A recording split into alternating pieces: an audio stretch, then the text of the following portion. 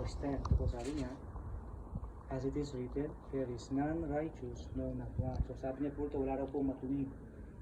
Or pwede sabihin natin perfect. There's no one is perfect, sabi niya po. And in fact, sabi niya po sa verse 23, for all have sinned and come short of the glory of God. See, ang salita pong sin sa Bible ay pagkakasala o pagsalangsang sa batas po ng Diyos, transgression of the law. Ngayon po, sino daw po ang nagkasala sa harapan ng Diyos? Tayo lahat po, di ba sabi niya dito, all have sinned po. Ngayon ang sabi po niya, we are short of the glory of God. So, kung mapapansin niyo po, marami pong tao ngayon sinasabi nila, masama ako, pero hindi man ako kasing sama ng iba, nakapatay ng tao, nagnanakaw. So, may mas masama sa atin. Pero kung papansinin niyo po, ang sabi dito, and come short of the glory of God. Ibig po sabihin, lumilita, ang Diyos hindi niya po kinukumpara yung kapwa natin tao.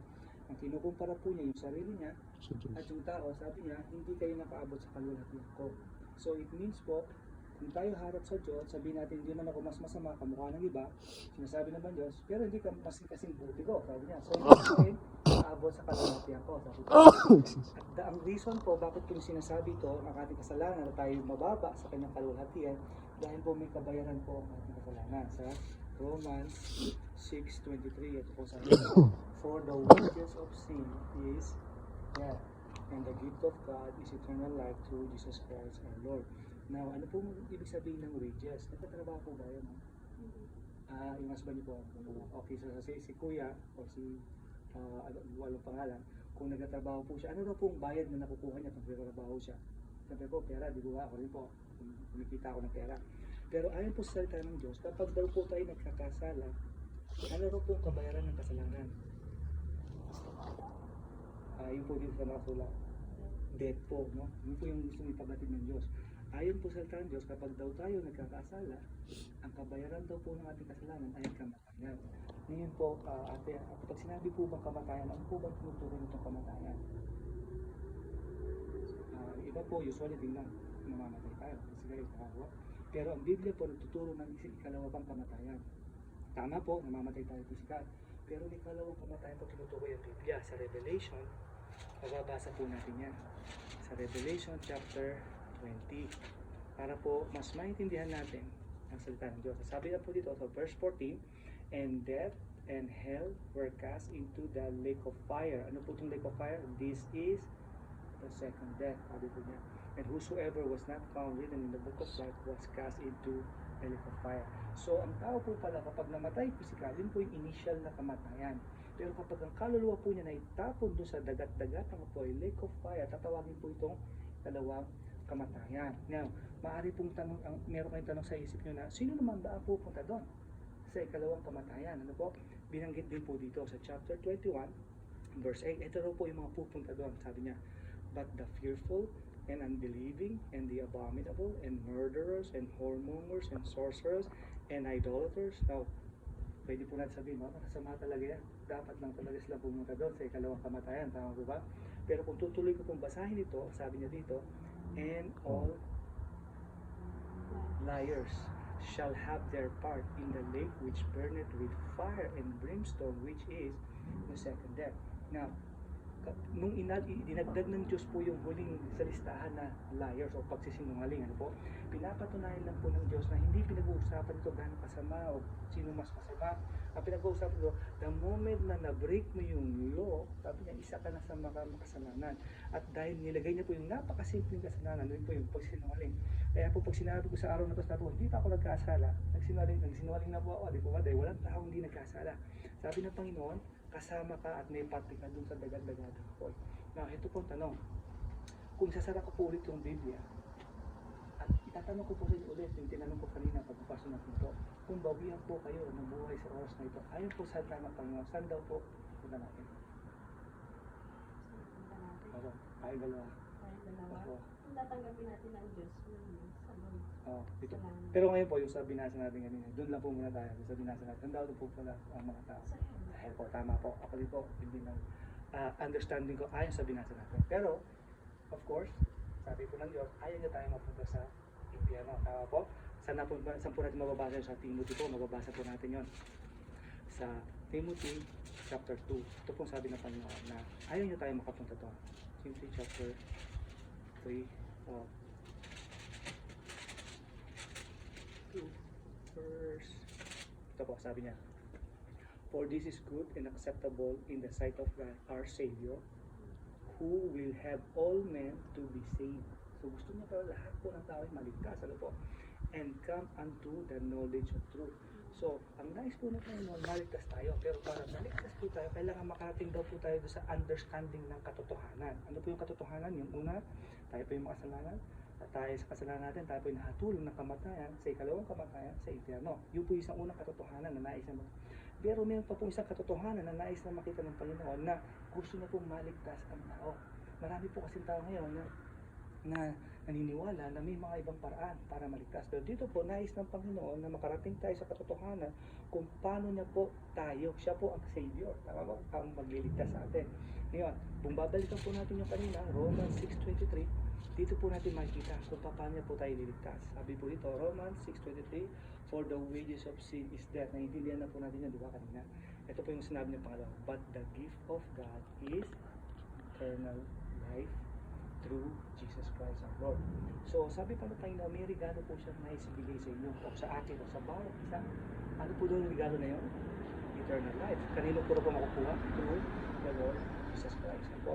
Ngayon, ipapaliwanag ko lang po ng kaunti pa about dun sa gift na yun. Kasi gift po ang tawag niya sa regalo na yun. Ano po? Sa Ephesians 2:8-9, babanggitin po dito kung bakit tinawag po siyang regalo. Ano po? Marami po kasi minsan, hindi nila naintindihan sa salita ng regalo po. Ano po? So, gusto ko lang po ipaliwanag ano po yung sabihin ng Biblia pagdating sa regalo. Ephesians chapter 2, verse 8-9. Ito po sabi dito. Sabi po rito, ito po regalo. For by grace are ye saved. Ay, kita niyo po? Through faith, and that not of yourself. Ito po yung gift. It is the gift of God, not of works, lest any man should boast. So ayon po sa salita ng Panginoon, ang pagpasok sa langit o ang pagkaligtas sa impyerno, ito po ay regalo. Ano po? At hindi po ito sa something na nanggagaling sa atin o ating pinagtatrabahuhan. Now, halimbawa ate, birthday mo na yun. Bigyan kita simple illustration lang sa gift na sinasabi ng salita ng Panginoon. Birthday mo ngayon, binalot ko to, binigay ko yung pangalan mo, sabi ko, happy birthday, ito na yung gift mo. Ano lang po kailangan mong gawin para mapunta sa itong gift na to? Tanggapin niyo lang po, tama? But what if sinabi ko po sa inyo, itong gift na to, it cost me $10, at pwede na mag-isa ito, just give me $10, gift pa po ba yun? Hindi na, ngayon binabayaran niyo na po, di ba? But what if sabihin ko po, huwag niyo lang bayaran, sa inyo itong gift, kaya lang paki-clean na lang yung sasakyan ko, sa gift pa po ba yun? Hindi na, ngayon pinagtatrabaho.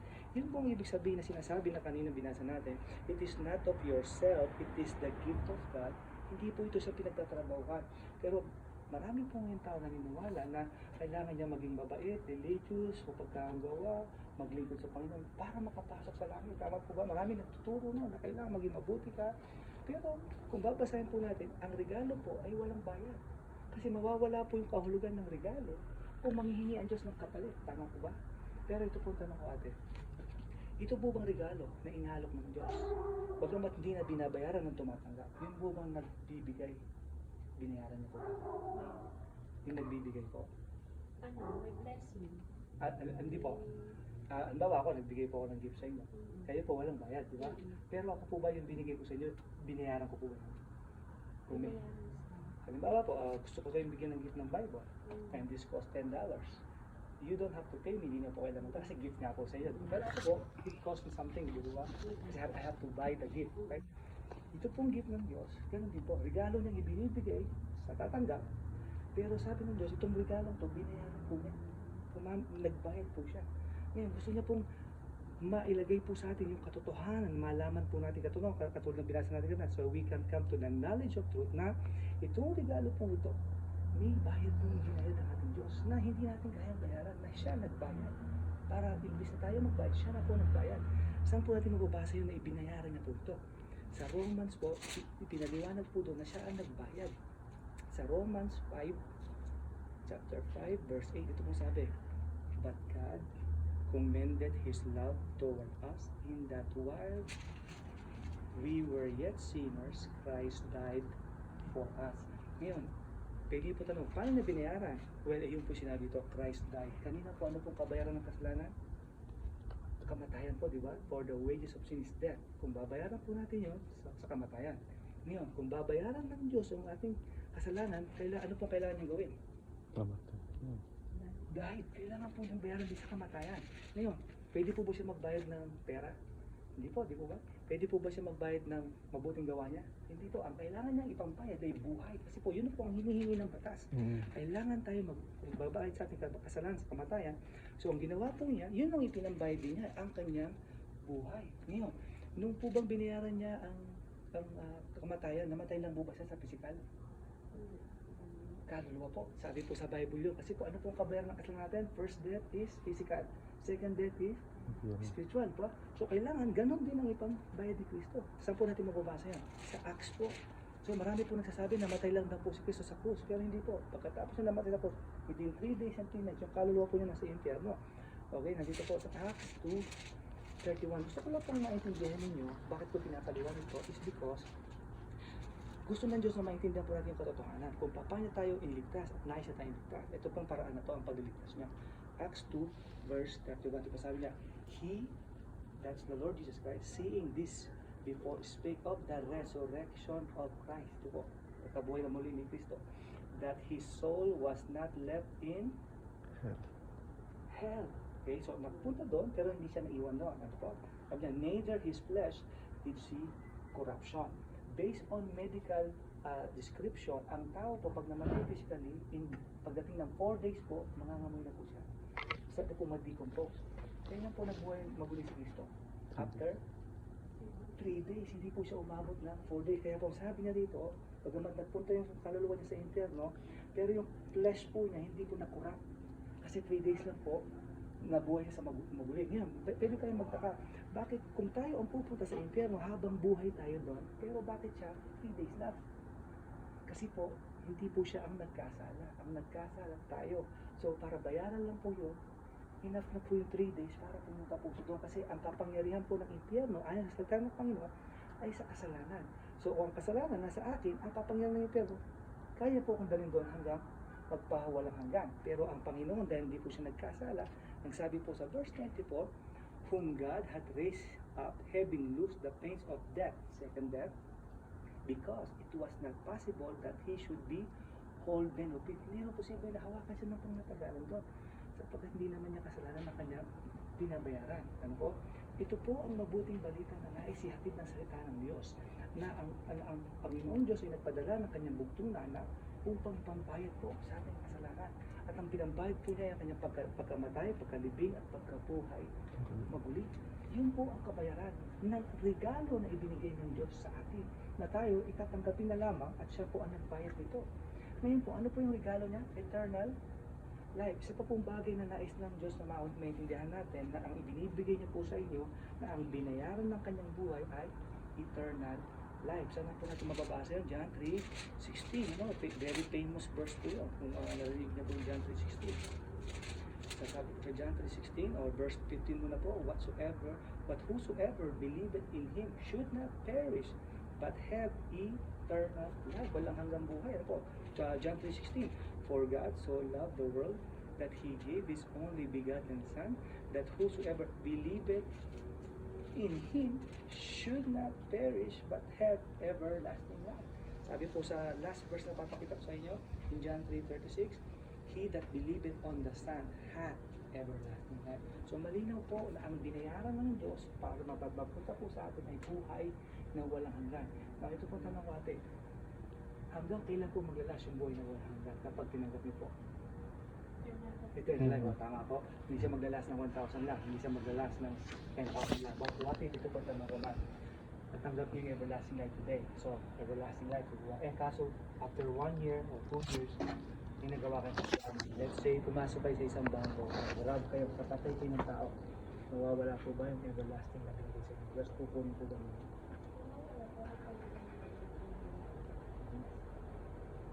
Well, actually po, ang salita ng Panginoon, kapag ka po kasi nawala siya, para ba ibalik siya, it means hindi po siya nag-last the first time. So, pag hindi po nag-last yung pinangako ng Diyos, ano pong lumilitaw sa Diyos mo? So halimbawa, pinangako yun sa'yo na okay, hindi ka na mamamatay, everlasting life. Pero bukas na kasala ka na wala. So ano po lumilito sa pangako ng Diyos? Hindi po siya totoo. Kasi po, naputol yung everlasting life. See, the moment na maputol po yung idea ng everlasting, hindi siya everlasting. Because everlasting starts from here and should not have any end, even in a short period of time. So, what actually is happening po, pag nangyari po yung, if we believe that it's true na pwedeng mawala, ibabalik na lang, the first time na napunta sa'yo, it didn't last. So, the second time na bumalik sa'yo, pwedeng hindi mag-last. But what the Bible is teaching is this, once you have, sabi niya, he had believed it on him, meron ka ng everlasting. So, from that day forward, we should believe na hindi na po dapat mawala. Ngayon, heto ano, bakit hindi siya mawawala? Kasi po, ang nakastake po dito, hindi po yung anong ganito kabuti. Ang nakastake po dito sa pangako na to, yung integrity ng salita ng Panginoon, kung sino siya. Na hindi po siya pwedeng sinungaling. So kapag nangako siya ng buhay na walang hanggan at hindi natupad yun, ano po nagmukha siya sinungaling? Tama ba? Di ba? Sometimes we experience that people promise to us, they say, I will do this, I will help you, I will never turn you down, but then ginawa nila. So what do we feel? We've been betrayed, tama? We feel like niloko mo ako, o dinaya mo lang ako. But God is not like that, sabi ng Biblia. Sabi natin mababasa niya, sa Titus po, papakita ko lang po ganyan, na ang Diyos po ay mapagtitiwalaan natin kapag sinabi niya magtiwala ka sa akin, bibigyan kita ng buhay na walang hanggan, at yung buhay na walang hanggan yung hindi nakadepende kung gaano ka kabuti sa akin, yung po yung nakadepende na hindi siya nagsisinungaling. Sabi po ito, Titus chapter 1, verse 4, ito sabi niya, in hope of eternal life. Yung po yung gift, diba? So, ang pagkasa natin sa buhay na wala, which God cannot lie. Hindi siya makakapagsinungaling. Promise. Sinabi niya, before the world began. So, according sa salita po ng Panginoon, kapag nangako siya, tutuparin po niya. Ngayon, we might say, oh sige, I understand siya magsinungaling. Pero anong gagawin niya sa akin? Kung magkasal ako. Tama po ba? Kasi po, ang sabi ng Panginoon, gusto tayo maligtas at binayaran po niya ang ating kasalanan. Ngayon, nung binayaran po niya kasalanan natin, ay salta natin, ang binayaran po niya kasalanan niyo, hindi lang po yung kasalukuyan. Binayaran niya po yung nakalipas niyo, yung kasalukuyan niyo, at yung gagawin niyo pa lang. Bayad na po yun. Para mailigtas na po kayo at mabigyan niya kayo ng buhay na walang hanggan. Saan na po natin mababasa yun? Sa Romans, mababasa po natin natin.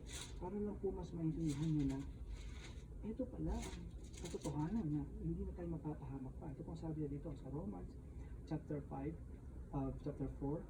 verse 7, saying, sabi niyo po, blessed are they, sino po yun? Whose iniquities, mga sinners po ito. Blessed are they whose iniquities are forgiven, ito yung nakalipas, and whose sins are covered, ito yung kasalukuyan ninyo. And blessed is the man to whom the Lord will not impute sin. Gagawin ko pala. Bakit po? Kasi po may nagbayad.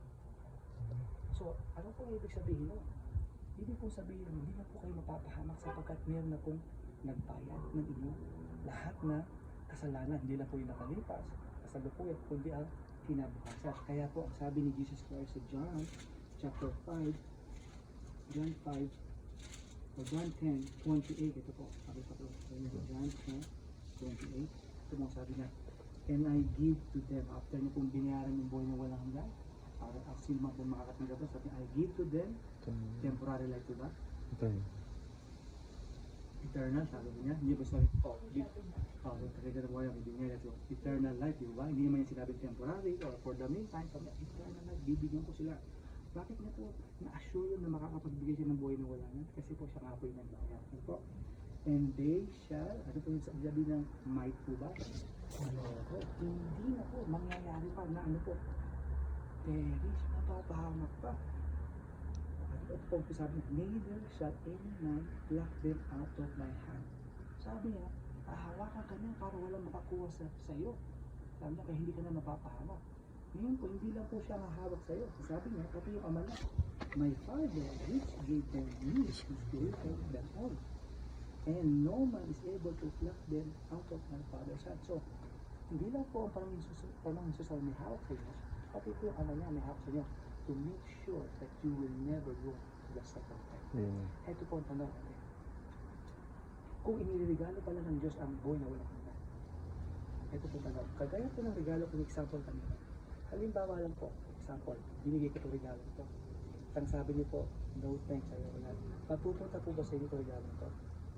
yung Bible na to. Hindi po kasi tinanggap po.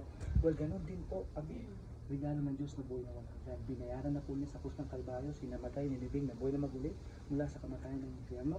At ang sabi niya, nung nabayaran na niya, ready na ipamigay ito. Kailangan mo lang marinig mo ang katotohanan na ang tanging paraan lang para makapunta ka sa langit, hindi yung mabuti mong gawa, hindi pagiging religyoso mo, o ano man ang mga bagay o ibang pangalan na makakapagpunta. Sabi niya, sa pamagitan na kung di man ang tatanggapin mo, ang pinambayad niya sa iyo, sabi niya po, hindi maligtas. Ito po tanong sa iyo, ate.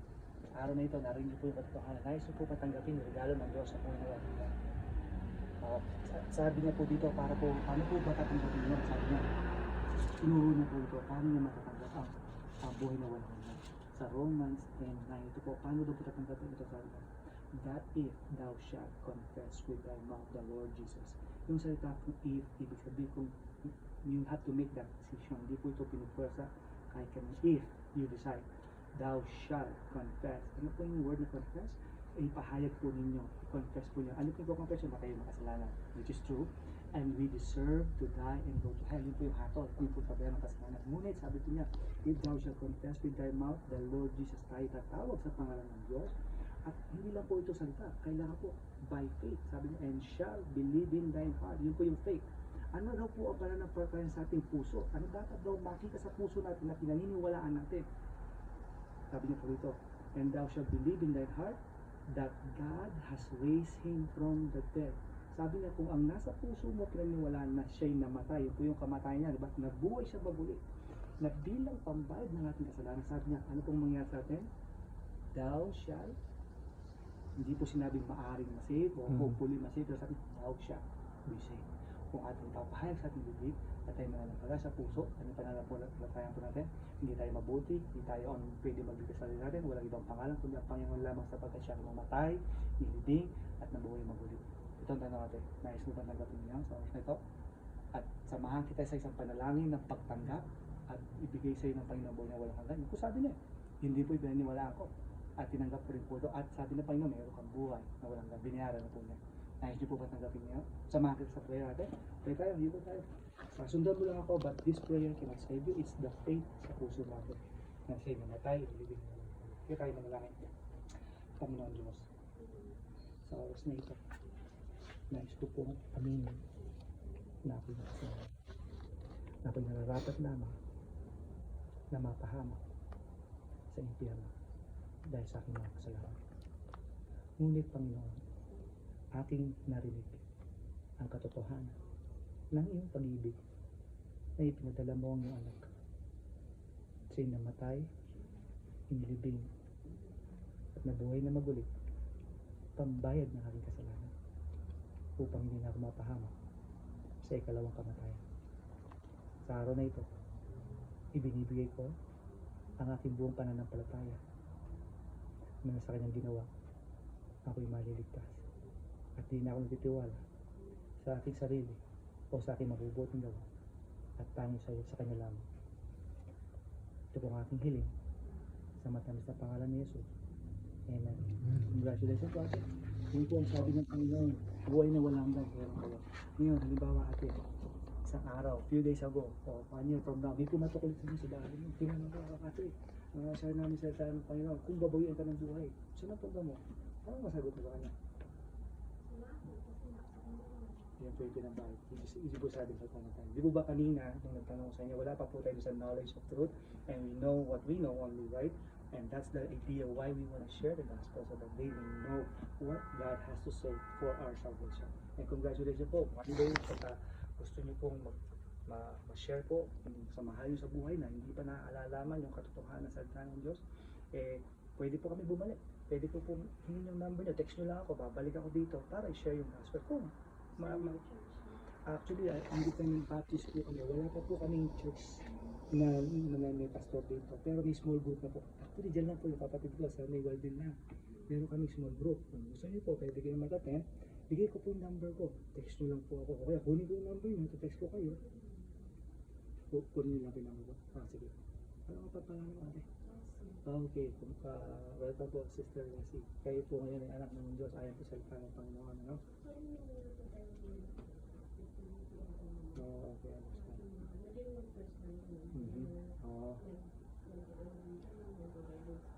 Oo. That's good. Sige po, kunin niyo po yung number ko.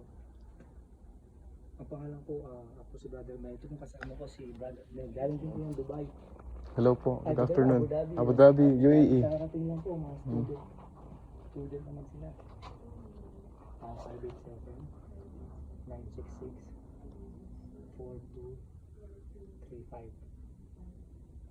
Mail na lang po, Brother Mel na lang. So text mo lang po ako kung available kayo.